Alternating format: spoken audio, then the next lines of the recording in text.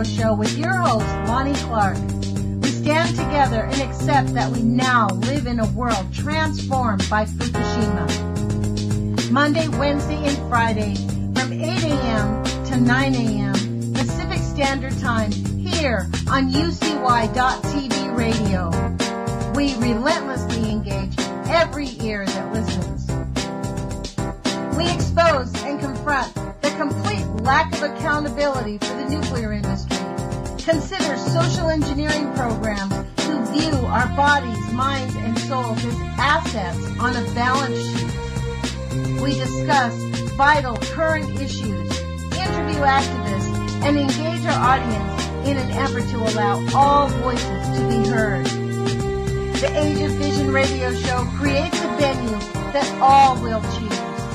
We encourage our listeners to reclaim their power and their courage to take action and save our planet from the ravages of greed and indifference. Our actions matter. Every voice matters. We remind our listeners that happiness is resistance.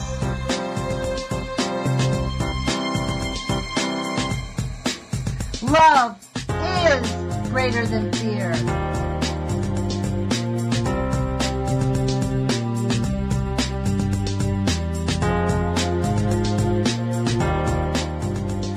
Good morning, UCY.TV radio listeners. This is Lonnie Clark with the Age of Fission Radio Show. Thank you for joining us today. This is a pre-recorded interview that I'm doing on May 19th. It's 3 o'clock in the afternoon. Thanks for joining us. Thanks for sharing our station. Please remember to tell your friends you can find me live on TuneIn Radio between 8 and 9 a.m. Monday through Friday. This afternoon, I'm actually interviewing one of my professors, Dr. Craig Kauffman. He's the assistant professor of political science at the University of Oregon. He is a specialist in environmental politics. And I asked him to join us because it's a really timely matter. We're in, frankly, an environmental crisis. So thank you, Dr. Kauffman, for joining us. And thank you for having me. Yeah. Well, look, we just had this morning I had an interview with Mimi Gurman from No Nukes Northwest. One of the points that she brought up when we're talking about environmental catastrophes is you have to listen to what they are not telling you and what's being said behind the scenes. And our conversation kind of melded into this idea about the lack of, it goes back to this lack of ethics, really. Silence is complicity. So I want to pick your brain on how, this is a new phrase I learned in your class, being a policy entrepreneur. How can we wrestle that whole conversation away that, that we don't have to worry about the nuclear catastrophes? I've discovered that we are full of nuclear pollution in our country, all around the place. So how do we move into this? Because we have, like, Bill McKibben's, we had a conversation with him last year where they're basically acquiesced and said, well, we want to get off of coal, so we're willing to do one thing at a time.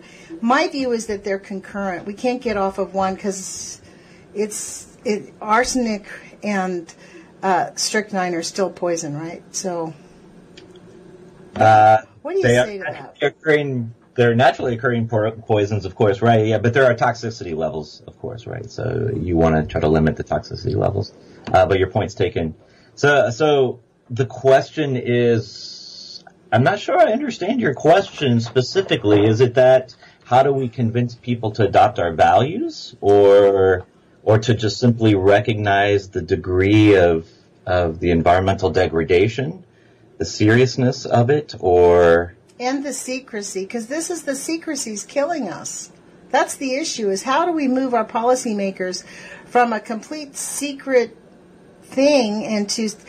Like, for example, I was incensed reading an article about how the Washington state legislators are moving through Washington with a piece of legislation that guarantees that some of the Hanford workers will get help. Now, some. In my view, we need to move the conversation into working at Hanford is a threat to your life. That you can live a good life, but your end of life results are going to be hard. Every person who works there is going to get sick. Yeah. I mean, so the linking of environment. So if you're interested in trying to make people more aware of the environmental concerns that are around there and taking them more seriously, I think experience shows that it's useful to link environmental concerns to other concerns that people care about, and health is a common sense one, right? And so one of the things that people have been doing, activists, people have been trying to raise awareness of various kinds of environmental problems, have been trying to make explicit the connections between various forms of environmental degradation and human suffering in various ways, right?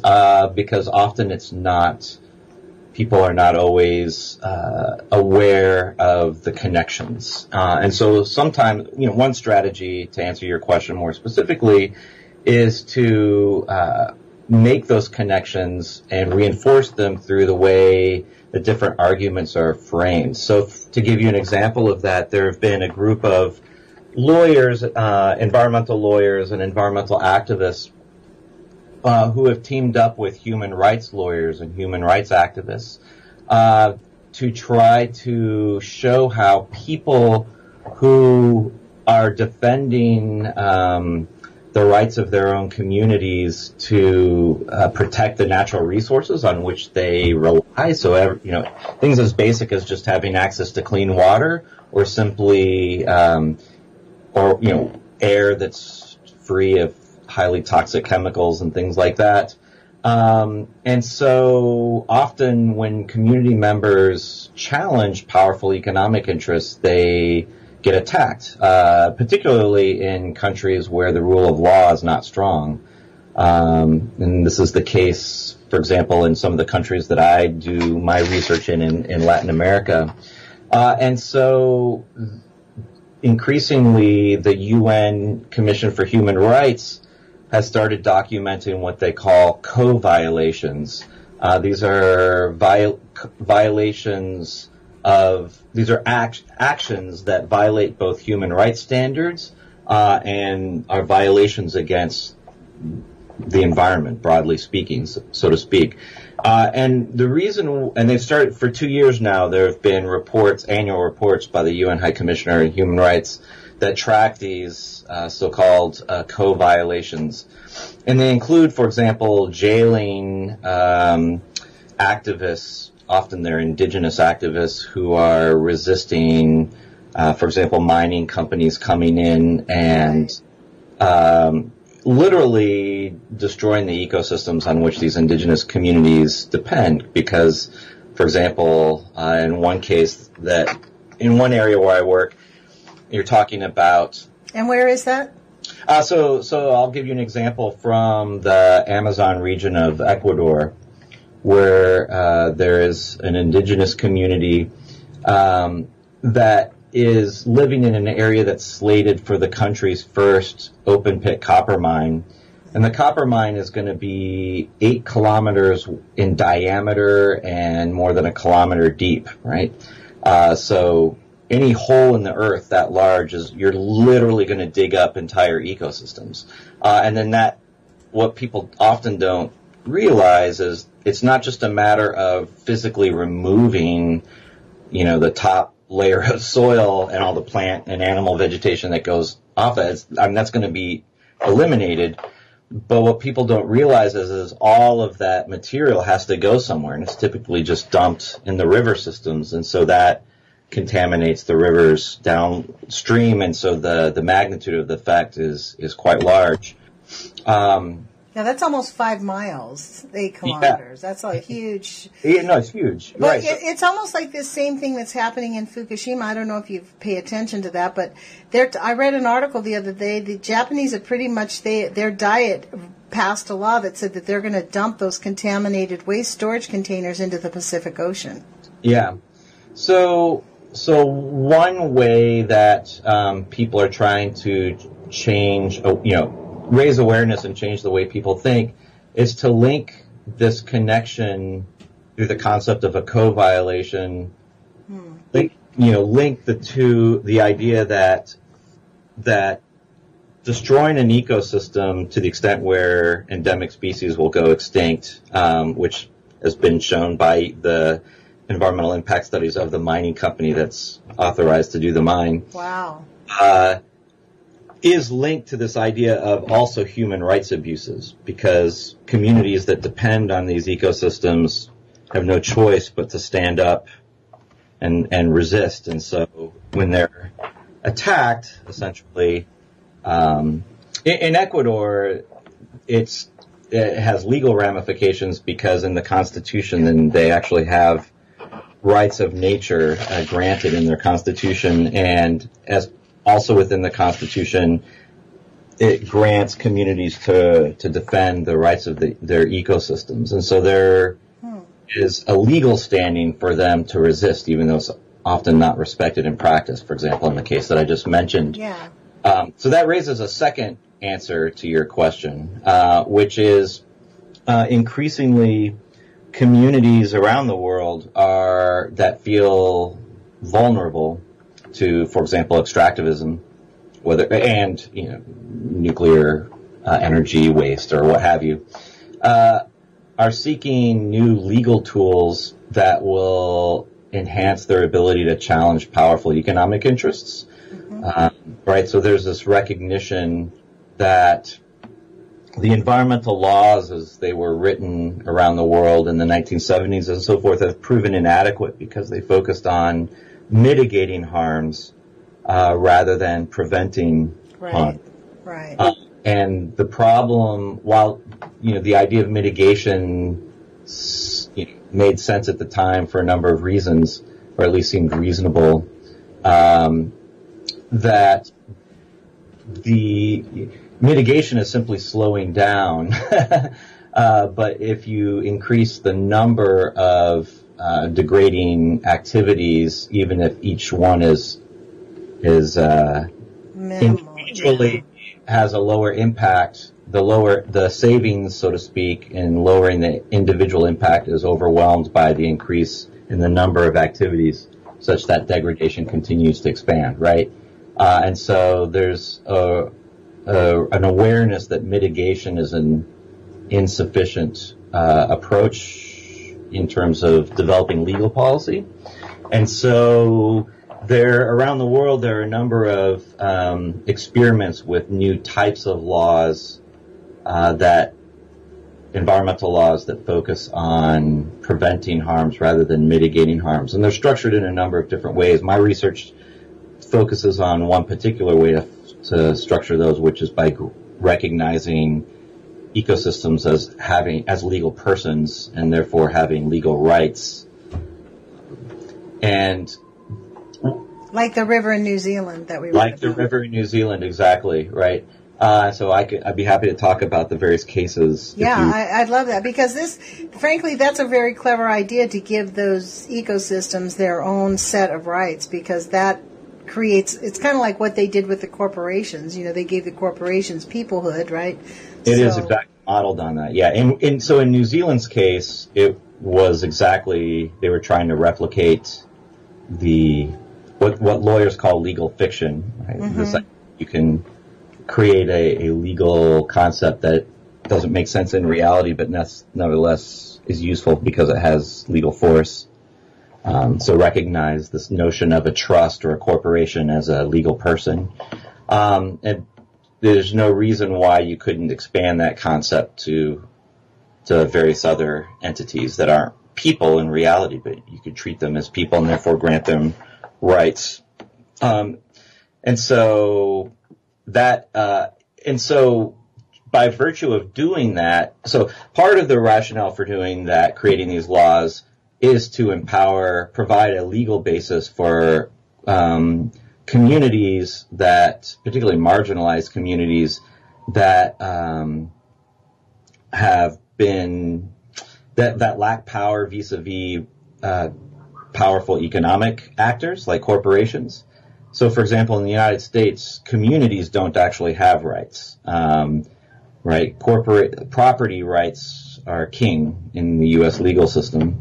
And so there isn't a real legal basis for communities to challenge the ability of an outside corporate, say a gas fracking company, to purchase some property and then inject wastewater into the wells. But then for communities, for example, in Pennsylvania that rely on well systems, when that gets contaminated from the wastewater injection process, then, that's of serious consequences for these families, right? It disrupts their drinking water.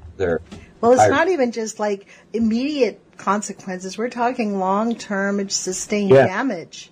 Right, and so there are a number of communities in Pennsylvania who tried to stop this, and they realized that they had no legal basis to, because they had communities don't have rights, and corporate property owners have rights, and there are human rights, like individual human rights, but you have to show that you were harmed directly, right? To have legal standing to sort of challenge, for example, to challenge a fracking company in court, you have to show that you were personally harmed. And there were activists who were sure that, for example, a family member developed cancer as a result of exposure to certain chemicals or what have you. But it's very difficult to meet the burden of proof that's set by the courts to show that injecting a chemical over here is going to explain this individual person's specific case of cancer, for example, right? It's exactly what they do with nuclear exposure. Yeah, Every one of these nuclear facilities, once a year, they open up the coffers, they expose the community to very high levels of radioactivity just for 1 week. And in the United States, they don't warn us. In Europe, they do. Yeah. So this is kind of my theory, Dr. Kauffman. I really think that these players are all the same corporate players. They're all the same people sitting at the board meetings. I think that with these decisions, for them it was a win-win. We can create this pollution, pay the penalties, make more money than we've ever seen before. We can have higher corporate profit, and we can play whack-a-mole. Like, does the fracking cause the cancer, or is it the nuclear cause the cancer? And we can divide up the groups of activists, keep them separated, because it's like me. I got into this because of Fukushima, and I had a nightmare in 2012. That's how I got involved in it. And from then on, it's been one step after another. Through the actions of this radio show for the last 2 years, I've come to realize it's all mezclado. It is all mixed up. And I think it's intentional. Yeah, likely. And so part of the logic for these rights of nature laws is to sidestep that conundrum.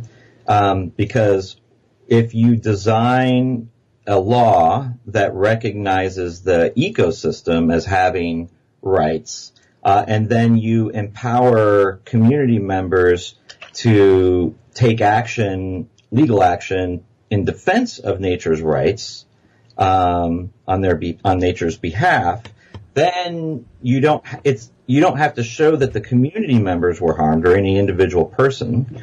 You simply have to show that the ecosystem was directly harmed by some activity, and that's often very easy to prove, right? Yeah. That's a much more direct causal line, and so so part of the rationale has been to use this as rights of nature laws as a tool to expand communities' rights to challenge outside corporate interests.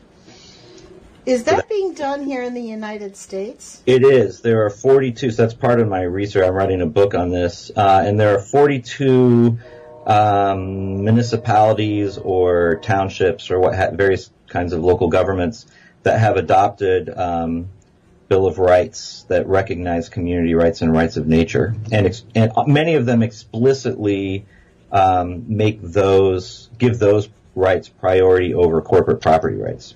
Is there some place in the United States that's better where are these? This is inside. Where are those places offhandedly? Are any of them near major catastrophic areas?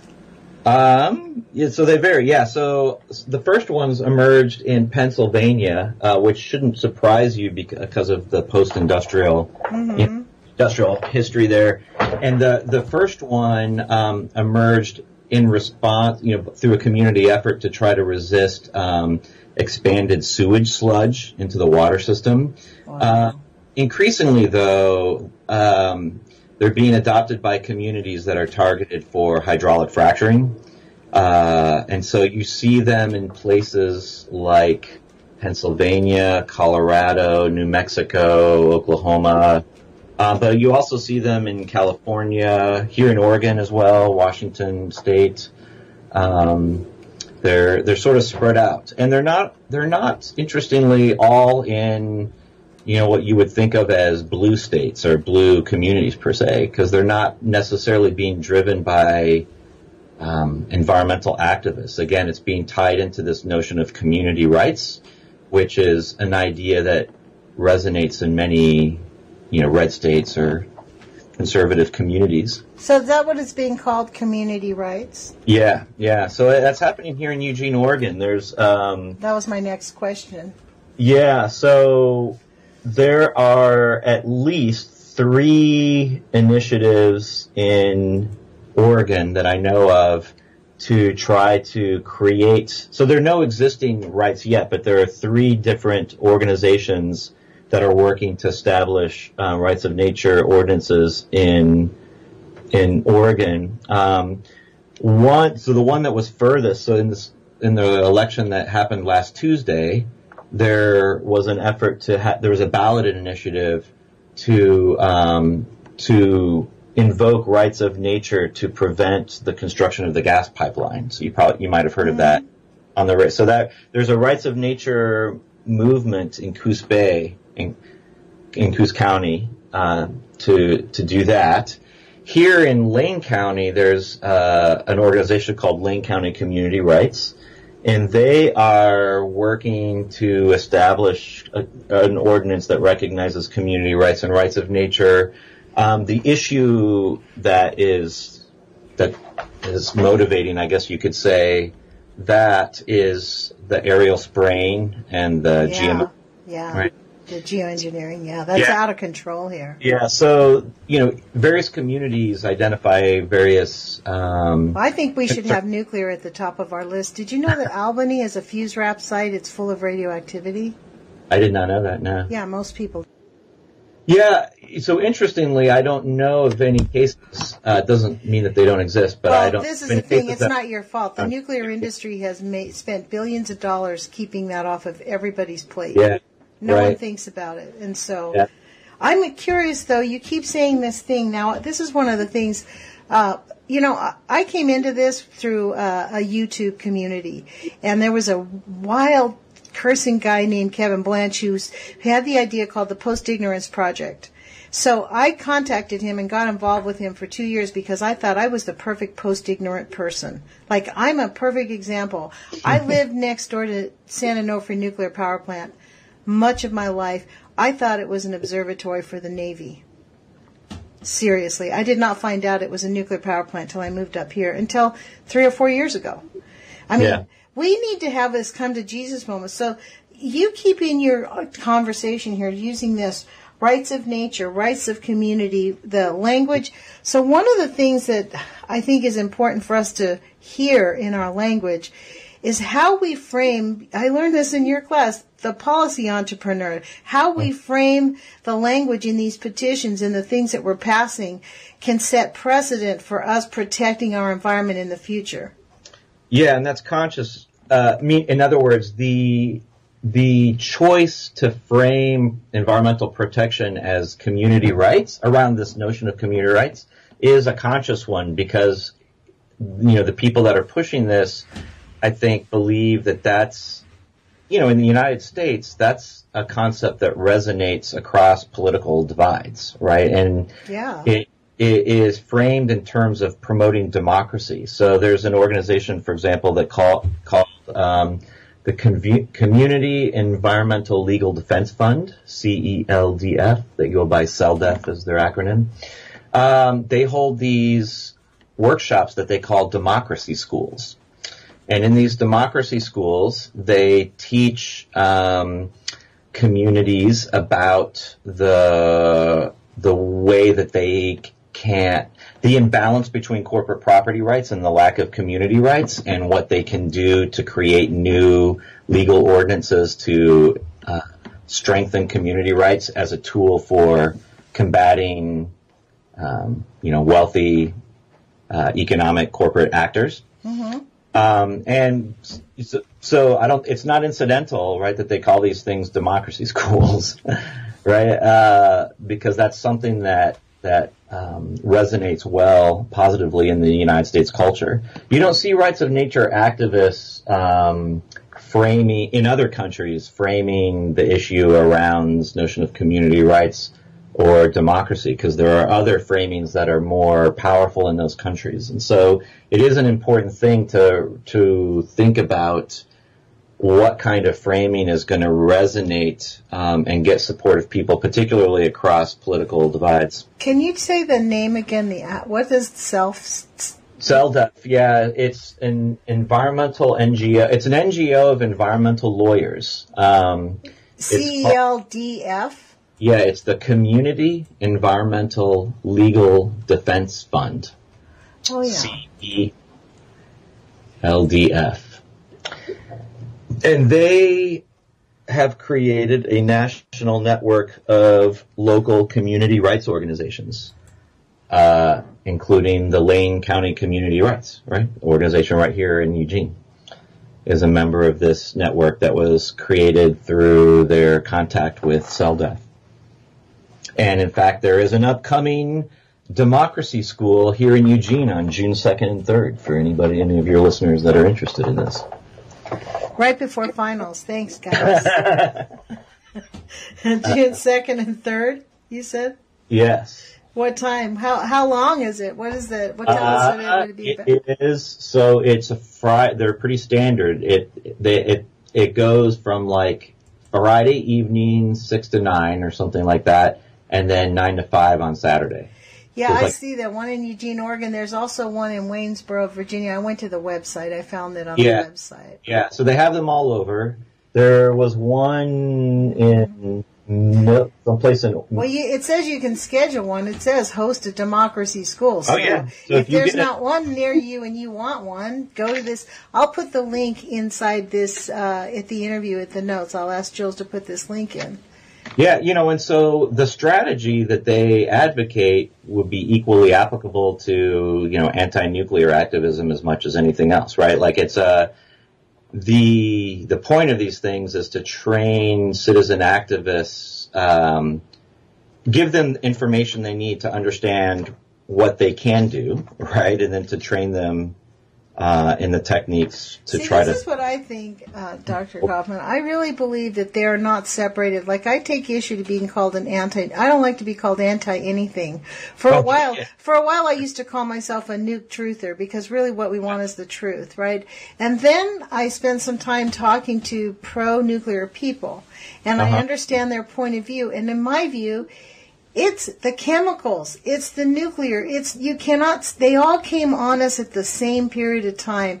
And it's the same model of gross negligence and government disregard for the human people. Like our entire... Yeah. We have been completely disregarded by every elected official who says, well, we just can't cut that off. We can't do that. That's outrageous. Yes, we can. It's killing our kids. There's a lot of things we can cut off, like fracking. Today, no more nuclear. It's already made enough. There's probably 3 or 4 or 5 things we can stop today, and we might have to turn our lights off a little while every day. I'm willing to do that. Yeah. So you make a really good point, and I think that is why CELDF chooses the positive framing of community rights. What they're advocating is that communities be empowered to control what happens in their community, whatever they decide is the, best for them. Yeah. Well, this is really awesome. I mean, this is all good news, because part of what I attempt to do on this radio show is encourage people, because I think we're in such a catastrophic state. I don't mean to sound alarmist, but we do need to sound the alarms. It's bad. And they're not going to tell us. We just had... Do you know that Mimi Gurman from No Nukes Northwest this morning said this on my radio show? They evacuated the Hanford said they evacuated 3,000 people. And the worker, there was a worker there who said it was more like 9,000 people got evacuated. This is the first time in its history they ever fully evacuated. That's how serious it is. Now, were we told about that? No, it's like passed off like, oh, it's a little accident. They got a flat tire. Moving on. We're good to go. That's so this is what I'm saying. Like, they're not going to tell us. Like, they're not telling us about the rainforest. They're not telling us, like, most Americans didn't see that story about the guys from the deep jungle with their bows and arrows trying to attack the security guards with weapons and guns. They were fearless, and they were like, we're stopping you. And it will put a dent in it, but really there's only one planet. Yeah. So I thought there's another, to go back to your initial question, right? How do you raise awareness and change people's thinking and so forth? There's another strategy that's part of this movement that I'm talking about of people who are promoting community rights and rights of nature and things like that. There are creating citizens tribunals. And this is happening around the world, both at local levels and also at sort of larger and international events, where, for example, there are various tribunals on the rights of nature. So communities from literally around the world, hundreds of thousands of people gathered in Cochabamba in 2010 to establish a universal declaration for the rights of nature, which sets out certain principles about how humans should relate to nature and so forth. And then they use that as a basis, sort of like a constitution, if you will. And then they hold citizens tribunals where they try various governments and corporations for action. Really? Right. According to the law, well, assuming that this universal declaration was law. Now, obviously, it has no formal legal power, of course, right? But it is a way to raise awareness and highlight values. And it is about values, because you know what? The people that type of behavior gets ridiculed. This is why a lot of people don't participate in it, because it gets ridiculed by those people that feel it is their absolute God-given right to take dominion over planet Earth. Right. And it is our right to pollute her. I mean, I got into a huge argument with one of my bosses a long time ago. When Ayn Rand first hit the market, when this whole Newt Gingrich and they started reading Ayn Rand and using that as their Bible, he said, we have complete right to take dominion over everything. And if we don't have a single wild fish or a wild bird and we just grow them in a zoo, who cares? It's for our consumption anyways. It's all there for us. Mm-hmm. To me, I was so angry. Like, that took out, it excluded any kind of rights of any of the animals, even the rocks. To be honest, I even think that the rocks have a right to be here the way they are. We don't have a right to go blow up the mountains. Yeah. I mean, so it is about values change ultimately, because the values we have underlie the behaviors, or they justify the policies that we back. And so one way people are trying to deal with, combat the hard anthropocentric approach that you just described is by emphasizing the interconnected, emphasizing how human welfare is really dependent on the ecosystems that we depend on, right? That it's hard to talk about conceptualizing, human well-being if we don't have access to clean water or clean air, right? And so that's part of the strategy, right? Is to highlight the interconnectedness of ecosystems and showing how we're not separate or apart from nature, but we're embedded, or we are part of nature and embedded in it. And therefore, as goes nature, so goes human well-being, so to speak. So it's hard, So that's one strategy. Well, you could use the strategy like they did in New Zealand. Just say, create a religion. Say, that's my religious belief. I mean, honestly, for me, it is kind of like my religious belief. That is part of God to me. I mean, honestly, we're going to talk about what is God. All of that is God. Yeah. Well, I mean, in that case, they didn't create a religion. What happened in New Zealand was... it was their religion. It is their culture. I get that. But I'm just saying, we can kind of like, you know what? Maybe it just hasn't been formalized here. But in a way, that's kind of a strange way of putting it. People who believe... Because this is where we're at, Dr. Kauffman. Yeah. We're in this crisis of who's right. Because if we allow these people to continue even 10 more years... We are going to be in a catastrophic world of hurt. It cannot happen. We're barely on the edge of reversing it and turning it around now. Yeah. I mean, we're headed towards the Titanic and we put a drunk in front of the wheel. Yeah, I can't disagree with that. So what you're seeing is, where you see a lot of movement, I find this interesting, is that in places like New Zealand, in India, in Ecuador, and Bolivia, where these laws are coming out, they're coming as a result of, negotiations between governments of these countries and indigenous populations for a variety of reasons. And the laws are a reflection of these indigenous, non-Western notions of humanity, human's relationship to nature being reflected in Western law, in Western legal systems. Because that's the only way that the governments know how to, that these Western governments work. Mm-hmm. That's why it tends to get translated as rights, right? Because that's a uniquely Western legal. Yes. Right. So the Maori in New Zealand weren't advocating for rights of nature. That's kind of a foreign concept for them. Right. But they were advocating, just so you know, some background, the New Zealand laws were the result of treaty settlements between New Zealand's crown government and these Maori tribes, iwi, right, over long-standing treaty disputes. And to their credit, the crown government a couple decades ago decided they were going to settle all these outstanding disputes and sort of systematically have been working to do so.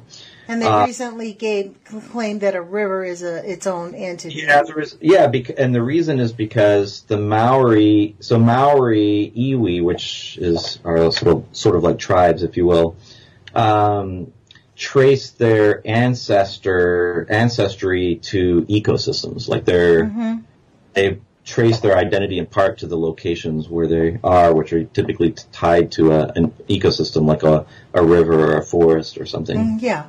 And so one of the main demands in this, so there was a Wanganui iwi was negotiating a settlement with the crown government, and they traced their ancestry to the Wanganui River. And one of their demands was that their understanding of the river as a living spiritual being be recognized formally. And the New Zealand government, as an integrated whole, right? So a living spiritual being that is an integrated whole, not just sort of like a piece's parts, like where you can separate the rocks under the seabed as distinct from the water that flows, as distinct from, you know what I'm saying? Yes. Right. And so the problem was how to contrast that, how to fit that into New Zealand government's fragmented regulatory regimes that treats natural resources as if they're just sort of separate goods that are not integrated, right? And so the solution that they came up with was to use this legal fiction to recognize the Wanganui River as a legal entity, as a person. Wow. In order to put in there this recognition, or so, once you grant it legal personhood, then it starts looking like the Wanganui's notion of a living spiritual being that's an integrated whole, which is in the treaty settlement, like the recognition that that's the view. So that's how that got in there. And for the Wanganui iwi, they were quite smart because they realized that once you force people to adopt that viewpoint, a lot of things sort of flow from that, right? There are a lot of implications if you start from that basis of acceptance of that's how you understand the river. then things that they really care about flow from that. So, but anyway, that's how you get the legal personhood status for the Wanganui River. It was banned by the Wanganui. So what's it going through my head is this. So the iwi people got engaged in this and negotiated with the government. But my question is, were they voters? Because in that country they vote. Yeah, they do. So were they very engaged in voting, or were these people that were just engaged with the government in negotiating? Do you know that? So both separate, right? So they sort of distinguish between the two. So Maori in general do vote. They have voting rights, have for a number of decades. But do they participate in the voting? Do they really do? Yeah, they do. And there are Maori parties and there are Maori representatives and so forth. So in other words, it is not analogous currently to the current situation of Native Americans here, in the sense that, Native Americans in the United States are much more marginalized socially. Well, the reason I ask is because in New Zealand, not even just the Native Americans, but when we realize that in our country so few people vote. Yeah. Right. This is why we're way off track, because no one's participating in it. They're like, oh, well, they're all corrupt. Well, they're all corrupt because we're letting them be corrupt. Right. Yeah. So what happened was, in the 80s and 90s, there was this, or 70s, 80s, there was this what they call the Maori Renaissance, which is sort of the equivalent of the civil rights movement here, but in New Zealand and Maori did organize. They became more active. They started demanding, rights and and so the New Zealand government's decision to create a process for settling all of the outstanding treaty claims, I think, flowed from that. And as a result, Maori party, in general, Maori iwi are quite active politically in New Zealand. Well, that's pretty awesome. So those people do actually engage then. See, I think this is another intentional thing. But as a whole, there are groups of Maori that are quite active politically. Okay, so is this an arm of your research? Because this is the thing, like you specialize in environmental politics. Mm-hmm. I grew up I think I told you this, I went to the very first Earth Day event, right? And when I was younger, there was like this whole movement to just make there were organizations that popped up like the Natural Resource Defense Fund, who I think is sold out. I think 350.org is sold out. I think they've sold us all down the river because they have corporate control, because really we have these masses of people who are aware of it, but we're still accepting the same old lies, right? So do you think that the money that is like the disregard for our environment, and I just call them the anti-environmentalists, that's a great phrase for them. They spend more money, they outspend everybody on perpetrating all kinds of confusion. This is where we're at on this thing. This is why this movement, we're sort of sick of the resistance. In my intro, I don't know if you've listened to my show, but in the intro I say happiness is resistance. And I believe that. And now I added, and I'm happy to resist. Because I think part of what they do is get people so despondent and so confused that they just give up and throw up their hands and go, oh, well, I can't do anything about it. And they walk away. That's why we have such a non-participatory group of people in America.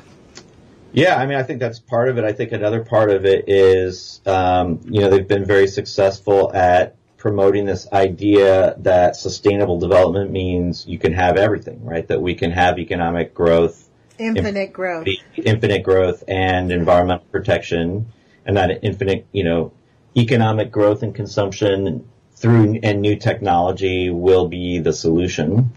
And so that means that they are, I think they've been quite successful at framing the problem and solutions that way.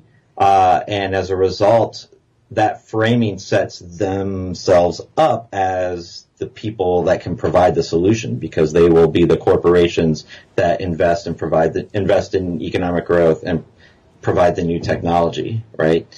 And so you see that at the global level in the climate change negotiation, you're probably aware, right? In Paris, for the first time, the climate negotiations weren't entirely funded by national governments. Corporations helped fund it and therefore got a seat at the table. And as a result, this notion, support for geoengineering was relatively strong because it sends a good, right? It sends the message for politicians. It's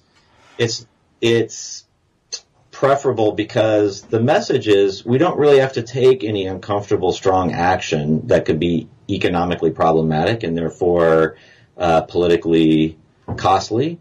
We can just sort of continue doing what we're doing, and the corporations will invent technology that will mitigate the outcomes or the consequences.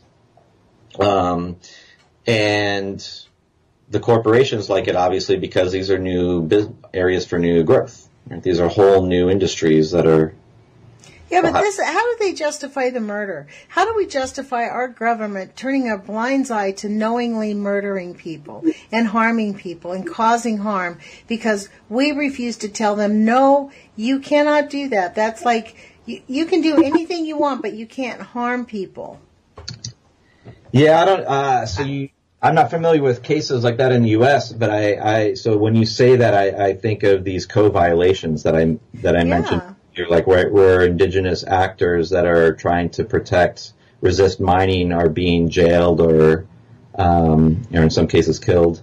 Well, I think, Dr. Kauffman, this is why in our country people feel despondent, because we do not have the opportunity to ask. We don't get a straight answer out of a single elected official. They're all, it's like I put up a meme the other day on my Facebook page and on Instagram, and it said, it's from the anti-media. It was some guy going, you know what, there's no good cops because the bad cops do bad things, and the good cops stay silent. And when you stay silent, you become a bad cop. Yeah. Well, so that's the logic behind these citizens' tribunals that I was mentioning before, right? And it sounds kind of hokey at first, right? But think about this. They're modeled on the citizens' tribunals that were created in the 40s and 50s and 60s around human rights, because at that time the idea of human rights was considered equally kind of out there, and there was no mechanism for holding governments accountable for abuses against their own citizens because it violated the norm of sovereignty. Like at the time, the dominant norm was states are sovereign, therefore you don't interfere in what happens within the borders.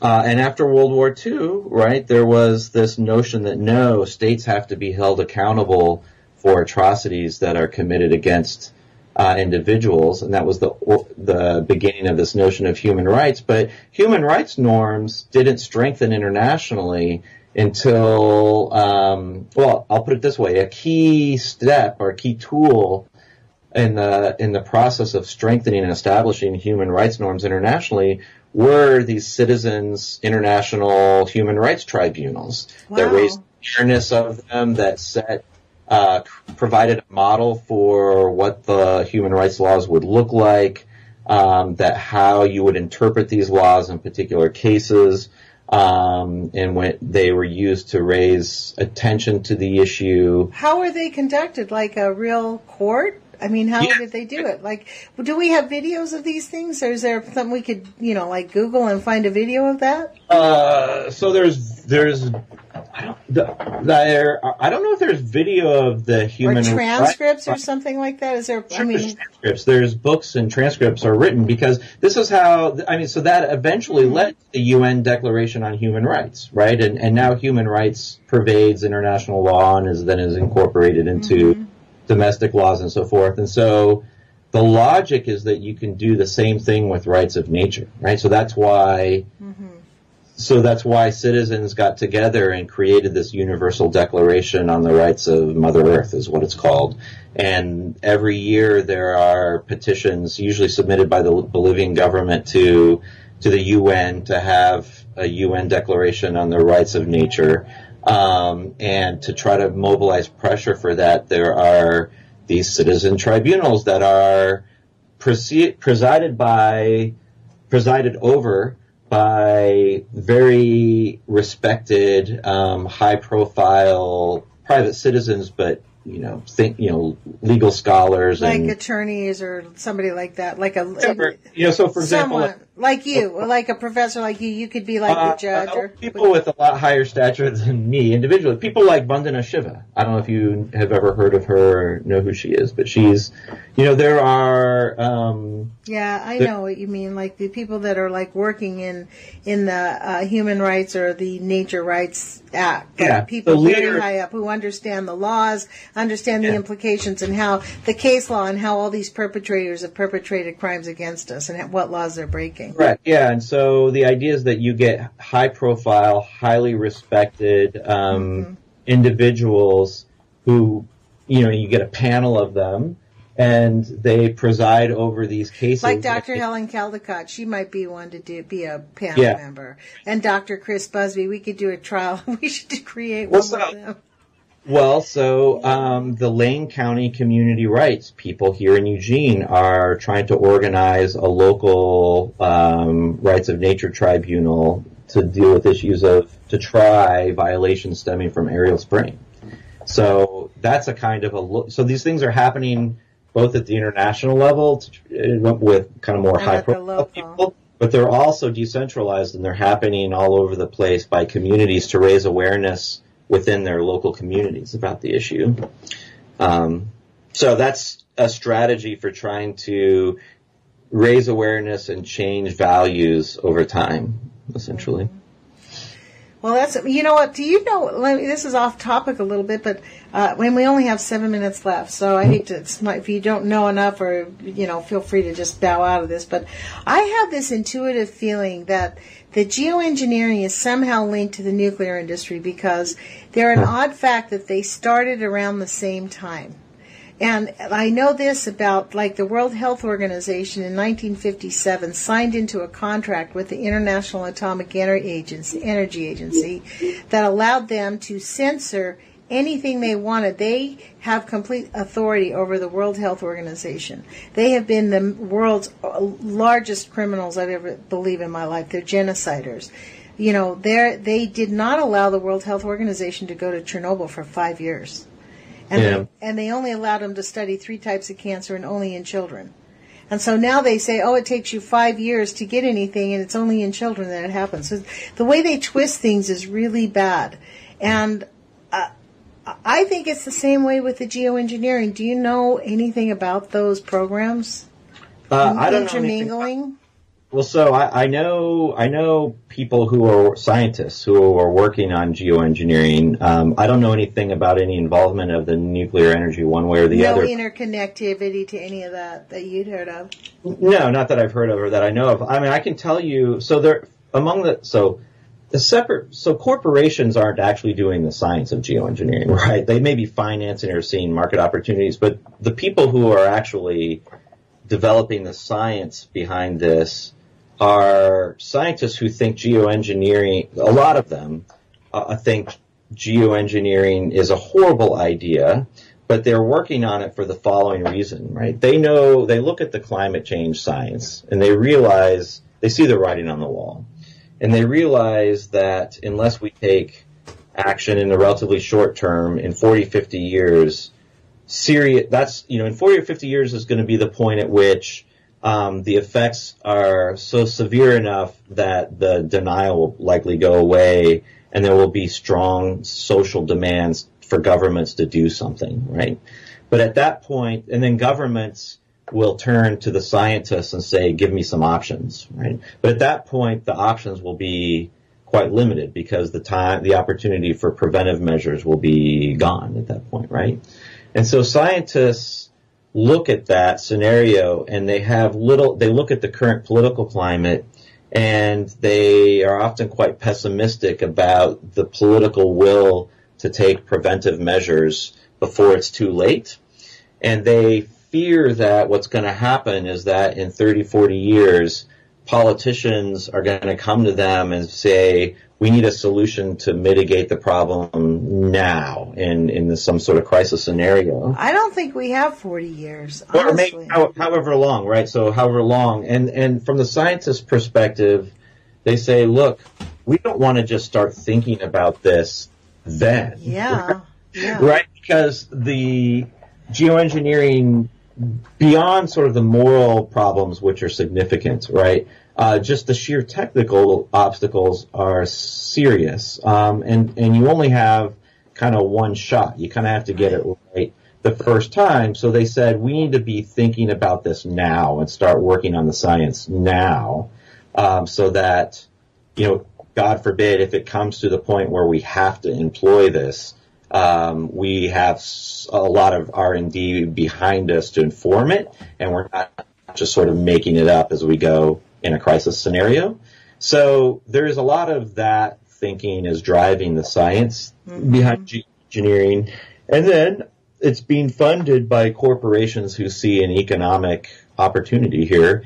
And politicians are largely willing to do that because it's the path of least resistance, right? It's the most politically palatable avenue because it doesn't require hard choices. Well, it's also denying.